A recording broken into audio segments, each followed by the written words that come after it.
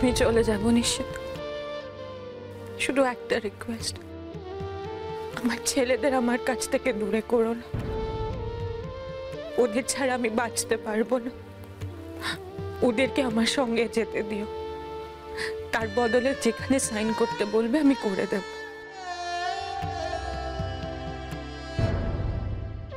উকিল বাবু, আমাকে দেখিয়ে দিন কোথায় কোথায় সাইন করতে হবে, আমি সাইন করে দিচ্ছি।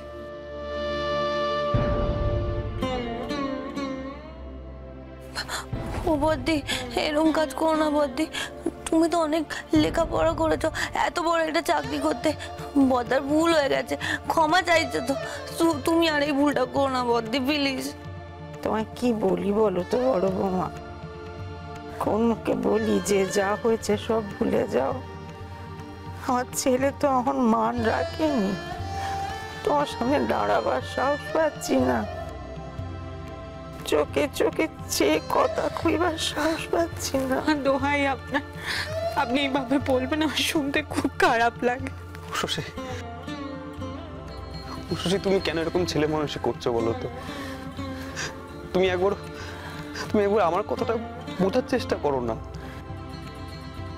বুঝেছি, তোমার সব কথা আমি বুঝেছি, হয়তো একটু দেরি করে বুঝেছি, কিন্তু ঠিক বুঝেছি। তুমি কি ভাবছো, কি চেয়েছো, কি করছো, আমি সব বুঝেছি নিশ্চিত। আর নতুন করে নাই বা বুঝ না।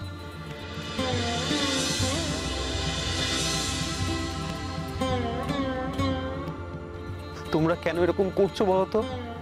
কেন এরকম করছো? আমার কথাটা কি তোমরা কেউ বুঝতে পারছো না? তাই নাকি রে নিশিত? সত্যি কি আজকে তোর বউ, তোর মা তোকে ভুল বুঝছে? উকিল বাবু, কোথায় কোথায় সাইন করতে হবে বলে দিলাম। না শশী, তুমি এটা করো না শশী, দোহাই তোমার, সর্বনাশ হয়ে যাবে শশী।